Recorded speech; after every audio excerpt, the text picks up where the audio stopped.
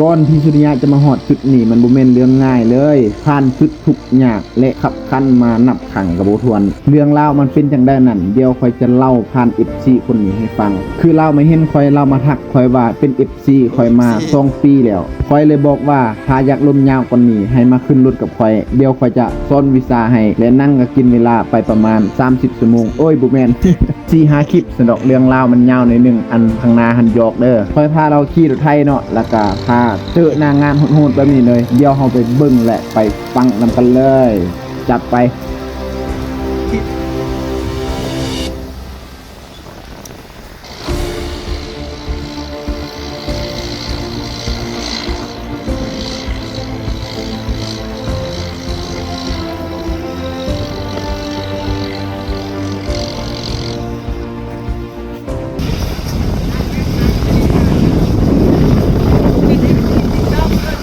โอ้เอฟซี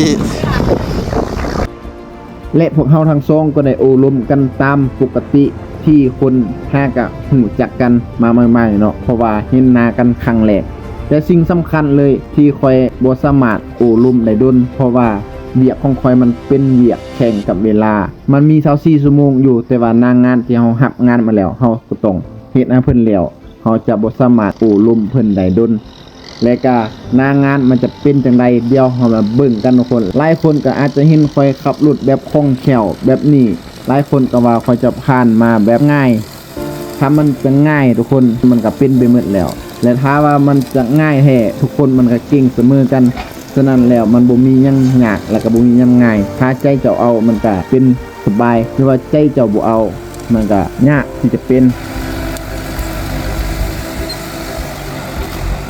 โอ้จ้าขี้ฝุ่น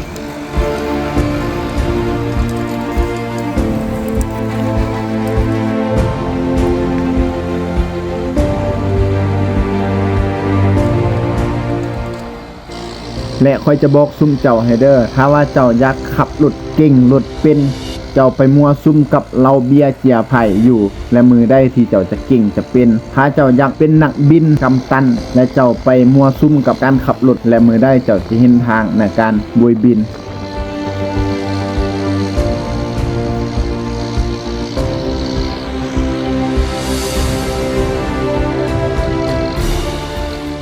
คือดัง FC ผู้นี้ค่อยขึ้นมาอีกหอบหนึ่งแต่เราก็ยังอยู่บนเก่าเราบ่ไปใส่ค่อยจึงค่อยส่วนเราขึ้นมานั่งรถนำกันและค่อยจะบอกเราว่าเจ้ามักบ่หรือบ่มักเจ้าลงมาขี่เบิ่งถ้าว่าใจเจ้ามักเจ้าก็เดินต่อไปถ้าว่าใจเจ้าบ่เอาเจ้าเห็นความทุกข์ยากลำบากเจ้าก็สามารถถอยไปเดินเส้นใหม่ได้เลย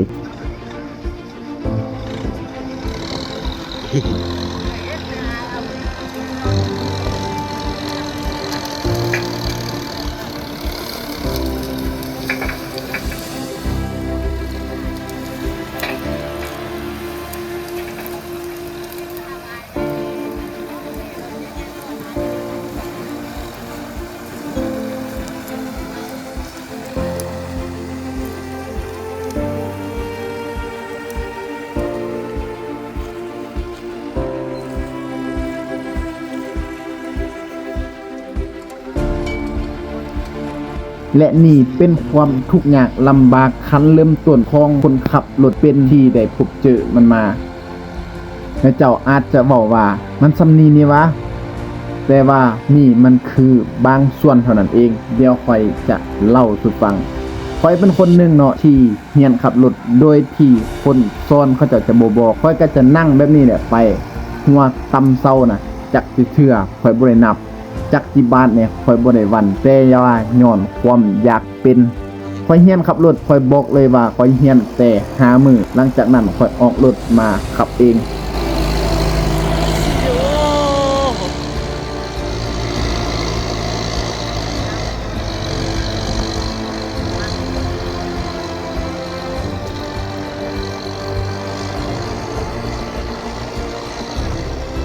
ใน5 มื้อนั้น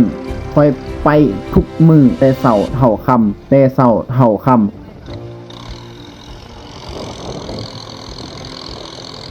เวลากินข้าวค่อยก็บ่ได้กินข้าวพร้อมเพิ่นเพราะว่าเวลาเพิ่นพักกินข้าวค่อยจะขึ้นรถจับรถไปไทยไปดุดไปดัน นั่นคือช่วงเวลาดีที่เราจะได้จับเพราะว่าขับน้ำเพิ่นนี่เพิ่นบ่ได้บอกได้ว่าอันนี้คือด้านหน้าอันนี้คือพวงมาลัยอันนี้คือยกห่างอันนี้คือไทยลึกอันนี้คือไทยตื่นเพิ่นบ่บอกฉะนั้นเราต้องได้สังเกตเอาเอง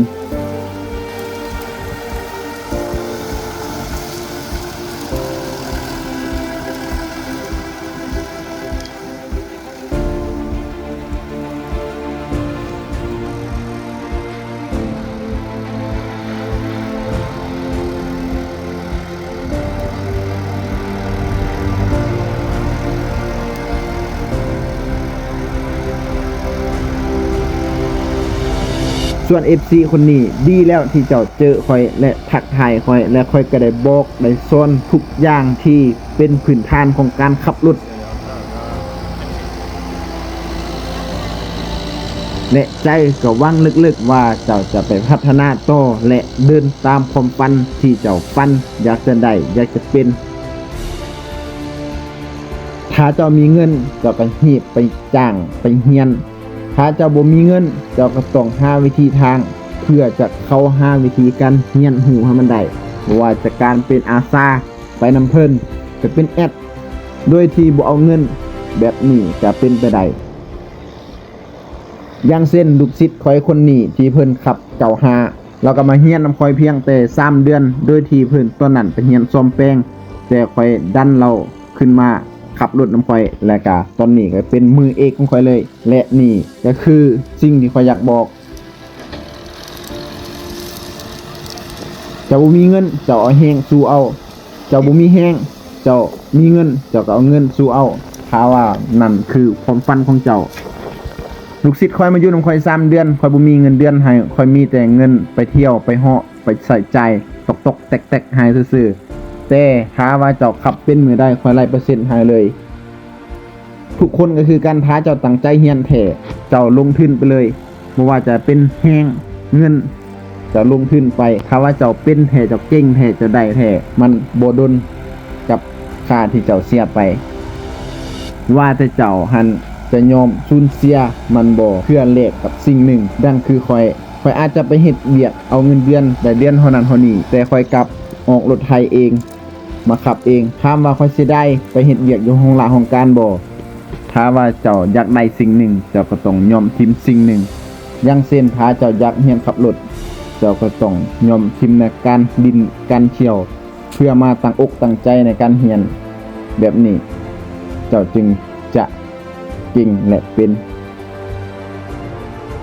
ถึงแม้ว่าเขาจะใส่จะด่าจะหายจะบอกเฮ็ดหยังเฮาก็เฮ็ดเพื่อเฮายึดกับเป้าหมายที่เฮาตั้งใจไว้นั่นก็คือการขับให้เป็นเฮาขับเป็นมือได้เฮาได้เงินมือนั้นเฮาต้องตั้งเป้าแบบนี้และเจ้าจะเก่งและเป็นคอยท้าเบิ่งจะอยู่สู้ๆวัยรุ่นสร้างโตและวัยรุ่นสร้างฝันบ๊ายบายคอยสุริยา NSV แล้วพบกันใหม่ใน EP ต่อไป